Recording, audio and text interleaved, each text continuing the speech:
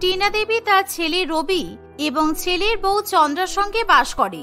কিন্তু ছোটবেলা থেকেই রবি তার মায়ের থেকে কাকিমা দেবযানী দেবীকে বেশি পরিমাণে স্নেহ করে, কারণ সে যখন ছোট ছিল তখন সে তার মায়ের পরিবর্তে নিজের কাকিমার কাছ থেকে মায়ের ভালোবাসা বেশি পেয়েছে।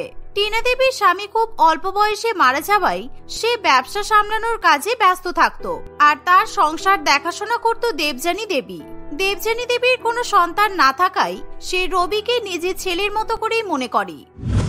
রবি যখন ধীরে ধীরে বড় হয়ে ওঠে তখন ছোট মা, ও ছোট মা, কোথায় গেলে ছোট মা? কি হলো রবি, তুই এত চিৎকার করে দেবযানীকে ডাকছিস কেন? ও তো রান্না বান্না করবে, কি হয়েছে আমাকে বল। না, আমি তোমায় আগে বলবো না, সবার আগে আমি ছোট মায়ের সাথে কথা বলবো, তারপরে এই খবরটা বাড়ির অন্য কেউ শুনবে। আমি এখন অন্য কেউ হয়ে গেলাম তোর কাছে? এখন আমি বুঝতে পারছি ছোটবেলায় আমি তোকে তোর কাকিমার কাছে মানুষ করে খুব ভুল করেছি। আমারই খাবে পড়বে আর আমার ছেলেকেই বশ করবে, কম বয়সী বিধবা মেয়ের শখ কম না। মায়ের মুখে এরকম অশ্লীল কথা শুনে রবি ভীষণ পরিমাণে রেগে যায়, আর সে তার ছোট মায়ের বিরুদ্ধে একটা নোংরা কথাও শুনতে পছন্দ করে না। তারা মা এবং ছেলে কথা কাটাকাটি করছে এমন সময় দেবযানী দেবী রান্নাঘর থেকে বেরিয়ে আসে। রবি তার ছোট মাকে দেখে খুবই খুশি হয়ে বলে, এই তো আমার আদরের ছোট মা, তোমার জন্য একটা দুর্দান্ত খবর আছে। এই যে আমি তোমার বিয়ে ঠিক করে ফেলেছি, এখন তোমায় আর বিধবা হয়ে এই বাড়িতে থাকতে হবে না। রবির মুখে এমন কথা শুনে তার মা এবং কাকিমা দুজনেই লজ্জায় মুখে শাড়ির আঁচল চাপা দেয়। দেবযানী দেবী এমন বিধবা হয়ে আবার বিয়ে করবে, এই বিষয়টা পুরোপুরি সমাজ বিরোধী বিষয় ছিল। চুপ কর রবি, তোর কি কোনো লজ্জা নেই? তোর মা সামনে দাঁড়িয়ে আছে, এই সবেমাত্র আমি বিধবা হয়েছি, আর তুই আমার বিয়ে দেওয়ার জন্য ছেলে দেখছিস? শোন ছোট, এখন একদম ভিজে বিড়াল সাজার নাটক করিস না।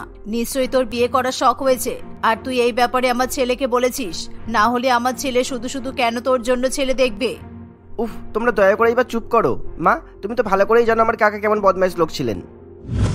রবির কাকা অর্থাৎ দেবযানী দেবীর স্বামী রতন বাবু ভীষণ অসভ্য প্রকৃতির মানুষ ছিল, আর তার বয়স যখন 25 বছর ছিল তখন সে 20 বছর বয়সে দেবযানীকে বিয়ে করে ঘরে নিয়ে আসে, আর তার উপর প্রচন্ড পরিমাণে অত্যাচার করে।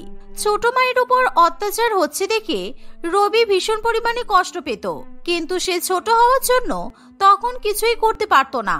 এমনই একদিন, এই দেবরানী, শয়তান মেয়ে, তুই কোথায় গেলি? আমার লিভারের ওষুধটা নিয়ে আয়। গিয়ে কোথায় গেলি?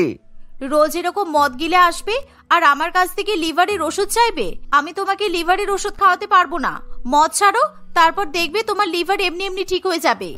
বউয়ের মুখে এমন কথা শুনে বুড়ো রতন বাবু খুবই রেগে যায়, আর সে তখনই দেবযানীকে মারতে শুরু করে দেয়। এমনকি সে দেবযানীকে মেরে মেরে একেবারে রক্তাক্ত করে দেয়। আমি জানি তুই ইচ্ছা করে আমার লিভারের ওষুধ দিবি না, যাতে আমি তাড়াতাড়ি মরে যাই, আর তুই আবার বিয়ের পিড়িতে বসতে পারিস। তোর প্রেমিকের সাথে গায়ে হলুদ মাখবি, মেহেন্দি পরবি, তোর আবার বিয়ে করার শখ হয়েছে। দয়া করে আমার নামে আর বদনাম করো না। তুমি জোর করে আমাকে তুলে নিয়ে এসে বিয়ে করেছিলে। আমার বাবা মা গরিব বলে তোমাকে বাধা দিতে পারিনি, তারপরে তুমি আমাকে এত অপমান করছো। রতন বাবু যেহেতু দেবযানীকে জোর করে বিয়ে করে, তাই দেবযানীর বিয়ের কোনো নিয়ম কানুন ঠিক করে হয় না, এমনকি গায়ে হলুদ পর্যন্ত হতে পারে না। আর এভাবেই দেখতে দেখতে বেশ কয়েক বছর কেটে যায়। রবিও সময়ের সঙ্গে সঙ্গে বড় হয়ে ওঠে। তার ছোট মায়ের বয়স এখন 35 বছর। আর এরই মধ্যে একদিন রবির বিয়ে ঠিক হয়। 3 মাস পর রবির যখন গায়ে হলুদ হয় তখন তার ছোট মায়ের চোখে জল চলে আসে। আমি জানি ছোট মা তুমি কেন কাঁদছো। বিশ্বাস করো ছোট মা, আমার হাতে যদি ক্ষমতা থাকতো তাহলে আমি তোমার আবার বিয়ে দিতাম, আর নিজে দাঁড়িয়ে থেকে তোমার গায়ে হলুদের ব্যবস্থা করতাম, আর তখন ওই বদমাইশ কাকার হাত থেকে তুমি মুক্তি পেতে। চুপ কর রবি, আজকে তোর গায়ে হলুদ আর তুই এসব কি পাগলের মতো কথা বলছিস? তোর কাকা শুনতে পেলে কিন্তু আমাকে মারবে। এই বলে দেবযানী দেবী সেখান থেকে চলে যায়। পরের দিন রবি এবং তমসার ধুমধাম করে বিয়ে হয়ে যায়। আর কিছুদিন পর রতন বাবু অত্যাধিক পরিমাণে মদ্যপান করার ফলে লিভার ফেটে গিয়ে তার মৃত্যু হয়। আর তারপরে রবি ঠিক করে সে তার ছোট মায়ের নতুন করে আবার বিয়ে দেবে। আর এই সিদ্ধান্তে রবির বউ তমসাও মত দেয়। থাক, এখন আর আমাকে আগের কথা মনে করাস না। আমি আর দ্বিতীয়বার বিয়ে করব না। তুই এসব কথা মাথা থেকে বের করে দে রবি। এই বলে দেবযানী দেবী কাঁদতে কাঁদতে ঘরে চলে যায়। কিন্তু রবি তার ছোট মায়ের বিয়ে দেওয়ার জন্য বেঁকে বসে। আর বিশেষ করে রবি তার ছোট মায়ের গায়ে হলুদের অনুষ্ঠানে বেশি করে জোর দেয়। তাই রবি এবং তমসা নিজেই দায়িত্ব নিয়ে দেবযানী দেবীর সঙ্গে প্রীতম বাবুর বিয়ে ঠিক করে ফেলে। মা, আজকে রবি ছোট মাকে ওনার হবু বর দেখতে আসবেন, তাই আজকে আপনি আপনার ছোট যাকে সুন্দর করে সাজিয়ে দেবেন, কেমন? আমি তোমার আর তোমার বরের মতো পাগলামি করতে পারবো না। আমি কাউকে সাজাতে পারবো না। এক সময় মাতাল ওই রতন জ্বালিয়েছে, মদ খেয়ে দাদার ব্যবসা জলে দিয়েছিল। ভাগ্যিস আমি ঠিক সময়ে সবকিছু সামলে নিয়েছিলাম, আর এখন ওর বিধবা বউ আমাদেরকে জ্বালাচ্ছে। অসহ্য একেবারে। এই বলে টিনা দেবী সেখান থেকে চলে যায়। বড় জায়ের মুখে এমন কথা শুনে দেবযানী দেবীর মন খারাপ হয়ে যায়, আর তাকে মন খারাপ করে বসে থাকতে দেখে তমসা বলে, ছোট মা, তুমি মন খারাপ করো না ছোট মা। মা তোমাকে সাজিয়ে দেয়নি তাতে কি হয়েছে? আমি আর রবি দুজনে মিলে আজকে তোমাকে সুন্দর করে সাজিয়ে দেব। আর তুমি তো দেখতে এমনিতেই সুন্দর। তোমার বয়স 35 বছর হলেও তোমাকে দেখে কিন্তু 25 বছরের যুবতী বলেই মনে হয়। দেখবে তোমাকে দেখে পাত্র একেবারে চমকে যাবে। আমি বলছি তো আমি বিয়ে করতে চাই না। তোমরা কেন আমার কথা শুনছো না? আমি কোনো সাজগোজ করব না, আর নাইবা আমি পাত্রের সামনে যাব। শুধু শুধু আমাকে কেন তোমরা হাসির পাত্রী বানাচ্ছ? আমরা যা করছি সবই তোমার ভালোর জন্য করছি ছোট মা। দেখবে বিয়ের পরে তুমি খুব সুখে থাকবে। আমি খুব ভালো করেই জানি বিয়ে করে এসে এই বাড়িতে তুমি কোন রকমের সুখ পাওনি। আজকে তোমার বিয়েটা পাকা হয়ে গেলে আমাদের তো আবার শপিং করতেও হবে। তোমার গায়ে হলুদের, মেহেন্দির জন্য, বিয়ের জন্য অনেক কেনাকাটা করতে হবে আমাদের। গায়ে হলুদ? আমার কপালে কখনোই গায়ে হলুদ লেখা নেই। গায়ে হলুদের নাম শুনলেই আমার সেই দিনটার কথা এখনো মনে পড়ে যায়, যেদিন আমার সর্বনাশ হয়েছিল। আচ্ছা, তোমরা আমার বিয়ে দিচ্ছ ঠিক আছে, এসব আবার গায়ে হলুদ, মেহেন্দি করার কি দরকার? এই বয়সে কি এগুলো মানাই বলো? ওদিকে পাত্রের আসার সময় হয়ে যাওয়ায় তমসা এবং রবি দুজনে মিলে তাদের ছোট মাকে খুব সুন্দরভাবে সাজিয়ে দেয়। তোরা যা শুরু করেছিস তাতে আমি পাড়ায় আর কাউকে মুখ দেখাতে পারবো না। আর কার সাথে তোরা আমার বিয়ে দিবি বলে ঠিক করেছিস বলতো? উফ ছোট মা, সময় আসুক, তুমি ঠিকই জানতে পারবে। সন্ধ্যাবেলা চন্দনবাবু দেবযানী দেবীকে দেখতে আসে, কিন্তু দেবযানী দেবী তার হবু বরকে দেখে ভীষণ পরিমাণে অবাক হয়। সে বিশ্বাস করতে পারে না যে চন্দনবাবু এত বছর পর আবার রবির ছোট মাকে বিয়ে করতে এসেছে। এই আবার কথাটার পেছনে একটা বিরাট বড় ঘটনা লুকিয়ে আছে। রতনবাবুর সঙ্গে বিয়ে হওয়ার আগে চন্দনবাবু এবং দেবযানী দেবী ঠিক করে তারা একে অপরকে বিয়ে করবে। চন্দন, কালকে আমাদের বিয়ে, আর তার আগে আমার গায়ে হলুদ। জানো, আমি আমার গায়ে হলুদের জন্য একটা হলুদ রঙের বেনারসি আর ফুল দিয়ে তৈরি গহনা কিনেছি। আমি ভীষণ খুশি। আমাদের শেষ পর্যন্ত বিয়ে হচ্ছে। আমিও খুব খুশি দেবযানী। পরের দিন সকালবেলা দেবযানীর বাড়িতে সানাইয়ের সুর বেজে ওঠে। শুরু হয় তার গায়ে হলুদের পর্ব। কিন্তু হঠাৎ করে সেই অনুষ্ঠানে রতনবাবু এসে উপস্থিত হয়, আর দেবযানীর গায়ে হলুদের অনুষ্ঠান বন্ধ হয়ে যায়। আর রতনবাবু তখন যে কোনো মূল্যে দেবযানীকে বিয়ে করতে চায়। সে দেবযানীর মধ্যবিত্ত বাবাকে টাকার লোভ দেখাতে শুরু করে, আর দেবযানীর বাবা মা টাকার বিনিময়ে রতনবাবুর হাতে নিজেদের মেয়েকে তুলে দেয়। না মা, দয়া করে তোমরা এত বড় ক্ষতি করো না। আমি এই লম্পট মাতাল বুড়োটাকে বিয়ে করব না। ও বাবা, মা, প্লিজ তোমাদের পায়ে পড়ছি, এরকম করো না তোমরা। অনেকদিন ধরে আমি তোকে ফলো করেছি, তাই এখন আমি তোকেই বিয়ে করব। চল আমার সাথে। তোর এই গরিব প্রেমিক তোকে টাকা দিতে পারবে না, আমি দিয়েছি। এই বলে রতনবাবু দেবযানীর গায়ে হলুদের অনুষ্ঠান পণ্ড করে দিয়ে তাকে নিয়ে চলে যায়। এই ঘটনা মনে পড়লে চন্দন এবং দেবযানীর চোখে জল চলে আসে। চন্দন, তুমি এখনো বিয়ে করোনি? তুমি এখানে কি করছো বলো? না, আমি বিয়ে করিনি। তোমায় যখন ওই রতন গায়ে হলুদের অনুষ্ঠান থেকে তুলে নিয়ে এসেছিল, তখন আমি তোমার শ্বশুর বাড়িতে আসার চেষ্টা করেছিলাম, কিন্তু তোমার সাথে দেখা করতে দেওয়া হয়নি। এই কথা শুনে টিনা দেবী লজ্জায় মাথা নত করে নেয়, কারণ সে ইচ্ছে করে চন্দনকে তখন দেবযানীর সঙ্গে দেখা করতে দেয়নি। এখন যদি আমি আমার ছোট চায়ের প্রেমিককে ওর সঙ্গে দেখা করতে দিই, তাহলে আমি বিপদে পড়ব। ওই দেবযানী না থাকলে আমার সংসার কে সামলাবে, আর আমার ছেলেকেই বা কে দেখবে? তাই দেবযানী হবে আমার চাকর, আর আমি ব্যবসা সামলিয়ে বড়লোক হব।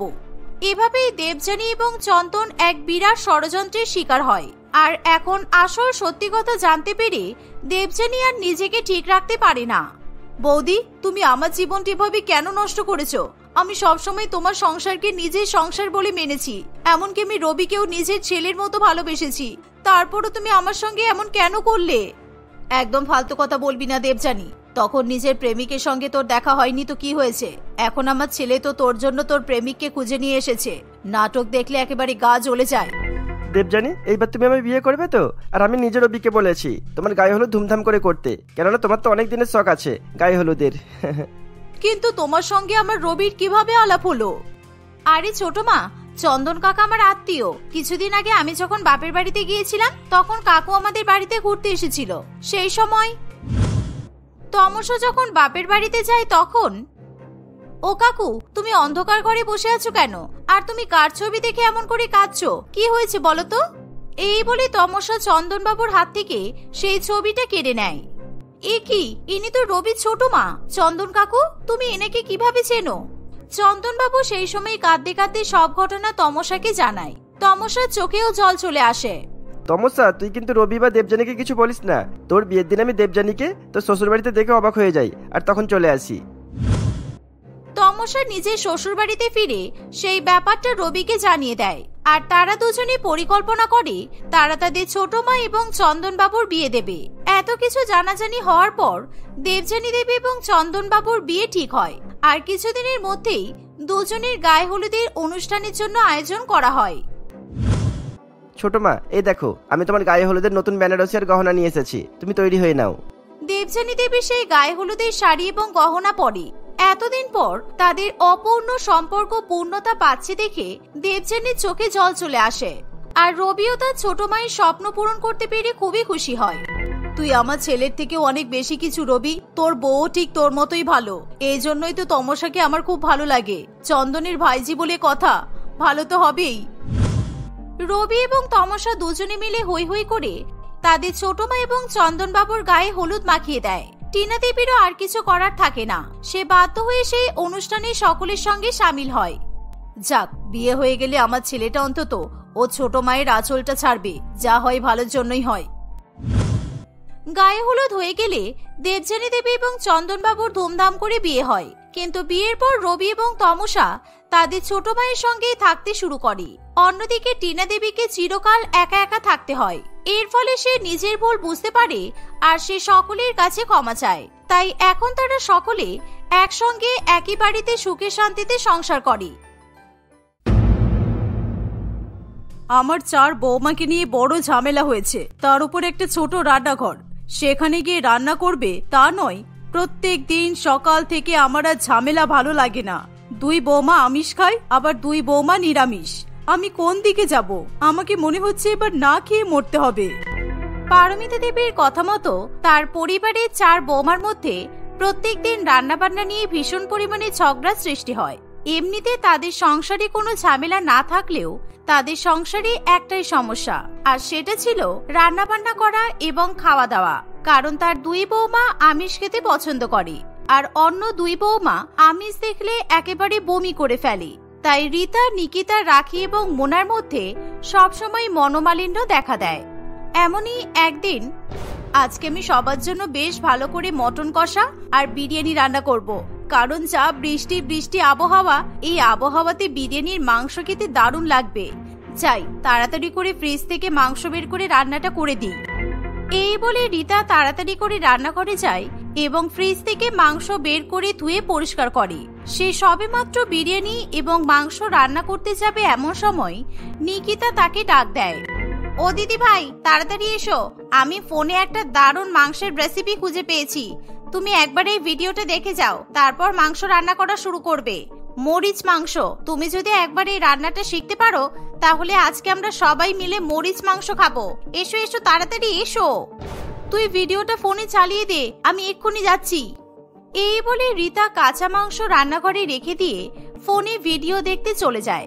আর সেই সময় রাখি এবং মোনা নিরামিষ রান্না করবে বলে রান্নাঘরে চলে আসে। কারণ আজকে তারা নিজেদের বাপের বাড়ির লোকেদেরকে নিমন্ত্রণ করেছে। তাই রাখি এবং মোনা ঠিক করে তারা পনিরের কোফতা এবং পোলাও রান্না করবে। তাড়াতাড়ি করে রান্না করে ফেলি, না হলে ওই মাছ মাংস রান্নাওয়ালিগুলো রান্নাঘরে চলে এলে আমাদের আর রান্না করতে দেবে না। তাড়াতাড়ি কর। রাখি এবং মোনা রান্নাঘরে ঢোকা মাত্রই তাদের কাঁচা মাংসের দিকে চোখ পড়ে, আর মটনের কাঁচা গন্ধে তাদের গা একেবারে গুলিয়ে ওঠে। তারা আর কিছুতেই রান্নাঘরে দাঁড়াতে পারে না। ইস, গন্ধ গন্ধ, কি গন্ধ! এত বাজে মাংসের গন্ধ! আমি তো এখানে দাঁড়াতেই পারছি না। এই মাছ মাংস রান্নাওয়ালিদের জন্য আমাদের জীবন একেবারে অতিষ্ঠ হয়ে গেছে। কেমন ভাবে পশুগুলোকে মেরে খেয়ে নেয় দেখেছিস? একেবারে হিংস্র জানোয়ার তৈরি হয়েছে এক একটা। রাখির এতগুলো কথা রীতা এবং নিকিতার কানে যাওয়া মাত্রই তারা রাখি এবং মোনার দিকে তেড়ে আসে। সেখানে আসা মাত্রই তারা রাখি এবং রীতার চুলের মুঠি টেনে ধরে। এর ফলে রাখি ভীষণ জোরে কান্নাকাটি করতে থাকে। ওরে বাবা রে বাবা, আমার মাথা থেকে এক খাবলা চুল তুলে নিল। ও মা, আমাকে বাঁচান। কোথায় গেলেন? এই দেখুন, তাড়াতাড়ি আসুন। আপনার বড় বৌমা আমার চুল ধরে আমাকে মারলো। হিংস্র জানোয়ার, একেবারে হিংস্র জানোয়ার। তোর এত বড় সাহস, তুই আমাদের হিংস্র জানোয়ার বলছিস? তোরা নিজে কি, হ্যাঁ নিজে কি তোরা গরু ছাগলদের মতো ঘাস পাতা খাস? আবার বড় বড় কথা। রান্নাঘরে ঢুকে রান্না করা একেবারে বের করে দেব, বুঝেছিস? হ্যাঁ দিদি, একদম ঠিক কথাই বলেছে। আর যদি আমাদের সম্বন্ধে খারাপ কথা বলিস তোরা, তাহলে এই কাঁচা মাংস দেখেছিস, এই কাঁচা মাংস তোদের মুখে ঠুসে দেব। এভাবেই রান্না করা নিয়ে চার বউয়ের মধ্যে তুমুল ঝামেলা বেঁধে যায়। ঠিক এমন সময় পারমিতা দেবী সেখানে চলে আসে। সে হার্টের পেশেন্ট হওয়ায় তার চার বৌমার মধ্যে রান্নাঘর নিয়ে এরকম ঝামেলা দেখে তৎক্ষণাৎ সে তার বুক ধরে মাটিতে বসে পড়ে। সে কিছুতেই তাদের ঝামেলা সামাল দিতে পারে না। চারজনে মিলে তুমুল ঝগড়া করছে। এমন সময় পারমিতা দেবী বলে, তোমরা যদি নিজেদের মধ্যে ঝগড়া না থামাও, তাহলে আমি এক্ষুনি রান্নাঘরে তালা মেরে দেব। আর কেউ রান্না বান্না করতে পারবে না তোমরা। কারণ সকালবেলা ঘুম থেকে উঠে বৃষ্টির দিনে আমার এরকম আর ঝামেলা শুনতে ভালো লাগছে না। তোমাদের মধ্যে কি সমস্যা হয়েছে শুনি তো আগে। তখন তার চার বৌমা মিলে নিজেদের সমস্যার কথা খুলে বলে। মা, আজকে আমার আর মোনার বাপের বাড়ি থেকে লোকজন আসবে। সেই কারণে আমরা ভেবেছি নিরামিষ রান্না করব, কারণ আমাদের বাপের বাড়ির লোকেরা আমিষ খাবার খায় না। কিন্তু আপনার বদমাইশ দুই বড় বৌমা আগে থেকে রান্না করে মাংস রেখে দিয়েছে, এই দেখুন। হ্যাঁ বেশ করেছি, কারণ এই বৃষ্টির আবহাওয়াতে আমাদের মাংস খেতে ইচ্ছে হয়েছে, তাই মাংস রেখেছি। আর সবসময় তোমার রুগ্ন বাপের বাড়ির লোকেদের তুমি নিমন্ত্রণ করোই বা কেন? কোথায় আমার আর নিকিতার বাপের বাড়ি থেকে কোনোদিনও তো এত লোকজন আসে না। আর তোমাদের বাড়ির লোকজন শুধু আসতেই থাকে কেন? ওদের কি খাওয়া হয় না? ও, তোমার বাপের বাড়ি থেকে লোক আসে না বলে কি আমার বাপের বাড়ি থেকেও লোক আসতে পারবে না? অবশ্য তোমাদের বাপের বাড়িতে লোক কোথায়? তুমি তোমার নিজের ভাইয়ের বউকে বিয়ের আগে যা পরিমাণে কেলিয়েছো, তাই তো তোমাকে বিদায় করে ওরা বেঁচে গেছে। তোমার সাথে ওরা কোনো সম্পর্কই রাখে না। এসব কথাবার্তা ছোড়াছড়িতে আবার চার বউয়ের মধ্যে ঝগড়া বেঁধে যায়। ফলে পারমিতা দেবী কি করবে কিছুই বুঝতে পারে না। আবার তারা চার বউ মিলে গুতোগুতি করে রান্না বান্না করা শুরু করে। প্রথমে রাখি এবং মোনা নিজেদের মতো করে পনির এবং পোলাও রান্না করে নেয়। আর তারপর রীতা এবং নিকিতা তাদেরকে ঘাড় ধাক্কা দিয়ে রান্নাঘর থেকে বের করে দেয় এবং দুজনে শান্তি করে নিজেদের মতো মাংস এবং বিরিয়ানি রান্না করে। সন্ধ্যাবেলা রাখি এবং মোনার বাপের বাড়ি থেকে তাদের বাবা মা নিমন্ত্রণ খেতে চলে আসে। ও, আপনারা এসে গেছেন। আপনাদের মেয়েরা যখন আপনাদেরকে নিমন্ত্রণ করলো, একেবারে মুখ তুলে খেতে চলে আসলেন বলুন। কিন্তু আপনার মেয়ে যে রান্নাঘর নিয়ে প্রত্যেকদিন আমার আর নিকিতার সঙ্গে ঝামেলা করে, সেই বিষয় নিয়ে আপনাদের কিছু জানা আছে? আর আজকে ওরা আপনাদের জন্য রান্না করবে বলে আমরা নিজেরাই আমাদের খাবার ভালো করে রান্না করতে পারিনি, জানেন? মা বাবা, তোমরা এসব পাগল ছাগলদের কথায় কান দিও না। তোমরা বসো, আমি আর মোনা তোমাদের জন্য খাবার নিয়ে আসছি। কারণ আজকে আমরা দুজনে মিলে তোমাদের পছন্দের খাবার রান্না করেছি। দাঁড়াও আনছি। এই বলে রাখি এবং মোনা রান্নাঘরে চলে যায়। তারা দুজনে মিলে ঢাকা চাপা দেওয়া সমস্ত খাবার নিয়ে টেবিলে চলে আসে। এই দেখে বাড়ির সকলে খাবার খেতে বসে পড়ে। এই দেখে রাখি এবং মোনা খাবার পরিবেশন করার জন্য ঢাকনা খোলে। তখন তারা দেখে যে সেই পাত্রে বিরিয়ানি এবং মাংস রাখা আছে। এরকম আমিষ খাবার দেখে রাখি এবং মোনার বাবা মা ভীষণ পরিমাণে রেগে যায়। ছি ছি ছি, তোরা আমাদের জন্য মাংস রান্না করেছিস? মাংসের গন্ধে আমাদের গা একেবারে গুলিয়ে আসছে। তোরা বোধহয় ভুলে গেছিস যে আমরা নিরামিষ খাই। শ্বশুর বাড়িতে এসে তোদের খাওয়া দাওয়া পরিবর্তন হলেও আমাদের কিন্তু খাওয়া দাওয়া পরিবর্তন হয়নি। এই বলে তারা রাখি এবং মোনার শ্বশুর বাড়ি থেকে চলে যায়। এই দৃশ্য দেখে রীতা এবং নিকিতা ভীষণ পরিমাণে হেসে ওঠে। তারা মনের আনন্দে বিরিয়ানি এবং মটন খেতে শুরু করে। কি হলো, মুখগুলো ওরকম বাংলার পাঁচের মতো করে রেখেছো কেন তোমরা? বাপের বাড়ির লোকেদেরকে নিমন্ত্রণ করে খাওয়ানোর শখ ঘুচে গেছে? এসো, আমাদের সাথে বসে বিরিয়ানি আর মাংস খাও। বিরিয়ানিটা খেতে কিন্তু দারুণ হয়েছে। আমি ভালো করে বুঝতে পেরেছি এই কাজ নিশ্চয়ই তোমরা করেছো, কারণ আমি আর মোনা নিরামিষ খাবার রান্নাঘরে ঢাকা দিয়ে রেখে এসেছিলাম, যাতে তোমাদের আমিষ খাবারের ছোঁয়া আমাদের খাবারে না লাগে। কিন্তু তোমরা কি করেছো বলো তো, যাতে খাবার এরকম অদল বদল হয়ে গেল? এ বাবা, আমি কি করে বুঝবো যে তুমি নিরামিষ খাবার ঢাকা দিয়ে রেখেছো? কারণ তোমরা যখন রান্নাঘরে রান্না করে চলে এলে, তখন তো খাবারগুলো থেকে ভীষণ পচা পচা গন্ধ বেরোচ্ছিল, তাই আমি ভাবলাম ফেলে দিই। আর ঠিক এই কারণে নিকিতা রান্নাঘরে ঢুকে সমস্ত নিরামিষ খাবার ডাস্টবিনে ফেলে দেয় আর ইচ্ছা করে ওই একই পাত্রে বিরিয়ানি এবং মাংস ঢাকা দিয়ে রেখে দেয়। অন্যদিকে রাখি এবং মোনা এই বিষয়ে কিছুই জানতে পারে না। নিকিতার মুখে এমন কথা শুনে রাখি এবং মোনা দুজনেই ভীষণ পরিমাণে রেগে যায়। তারা নিজেদের রাগ সামলাতে না পেরে বড় দুই বৌমার মুখে মাংস ছুঁড়ে মারে। এই নে, তোরা মাংস গিলবি, বেশি বেশি করে মাংস গেল। তোদের মুখে এমন মাংস ছুঁড়ে মারবো যাতে সারা জীবনের মতো মাংস খাবার শখ মিটে যাবে তোদের। এই বলে রাখি এবং মোনা রীতা ও নিকিতাকে সমানে মাংস ছুঁড়ে মারতে থাকে। পারমিতা দেবী যখন দেখে যে তার বৌমাদের মধ্যে মাংস ছোড়াছুড়ি চলছে, তখন তার চিৎকার করা ছাড়া আর কোনো উপায় থাকে না। তোমরা দিন দিন এই বাড়িটাকে পাগলা গরদ বানিয়ে তুলছো। আমি তোমাদের চারজনকে এই বাড়ি থেকে ঘাড় ধাক্কা দিয়ে তাড়িয়ে দেব। আমার কোনো দরকার নেই তোমাদের সঙ্গে সংসার করার। আমি চেয়েছিলাম তোমরা যাতে চারজনে ছোট রান্নাঘরে মানিয়ে গুছিয়ে রান্না করো, কিন্তু তোমাদের সেই বিষয়ে কোনো আগ্রহ নেই। তাই তোমরা যদি শোধরাতে না পারো, আমি তোমাদের সঙ্গে আর কিছুতেই সংসার করতে পারবো না। শাশুড়ি মায়ের এমন কথা শুনি চার বৌমাই চুপ করে থাকে, কিন্তু পরের দিনও তাদের কাজে কোনো রকমের পরিবর্তন দেখা দেয় না। রান্নাঘর নিয়ে ঝামেলা তাদের জীবনে একেবারে চিরস্থায়ী। একদিন পারমিতা দেবীর এক প্রতিবেশী রতন তাদের বাড়িতে আসে। বৌদি, আমি যে অফিসে চাকরি করি সেই অফিস থেকে আমাদের পাড়ার জন্য একটা ভালো প্রতিযোগিতা করেছে, জয়েন্ট রান্নাঘর প্রতিযোগিতা। আমাদের পাড়ায় যেহেতু প্রত্যেক বাড়িতে 2-3টা মহিলা তো আছেই, তাই যে বাড়ির মহিলারা একসাথে মিলে রান্না করতে পারবে তাদেরকে অফিসের তরফ থেকে 50,000 টাকা পুরস্কার দেওয়া হবে। আর 3 দিন পরে আমাদের তরফ থেকে বিচারকরা দেখতে আসবে সবাই মিলে কি রান্না করেছে। পারমিতা দেবী এই কথা শুনে চুপ করে থাকে, কারণ তাদের চার বউয়ের পক্ষে মিলেমিশে বাস করা কোনোদিনও সম্ভব নয়। প্রতিযোগিতাটা সত্যি খুব ভালো, কিন্তু আমার বাড়ির বউরা এই প্রতিযোগিতায় নাম দেবে না, কারণ ওরা তো জীবনে কোনোদিনও মিলেমিশে রান্না করেনি আর ভবিষ্যতে করতেও পারবে না। তাই আপনি এখন আসতে পারেন। এই কথা শুনে রতন বাবুর মুখ ছোট হয়ে যায়, কিন্তু চার বৌমা 50,000 টাকার কথা শুনে একেবারে লোভে পড়ে যায়। তা এমনকি তারা মিলেমিশে রান্না করার জন্য এক পায়ে রাজি হয়ে যায়।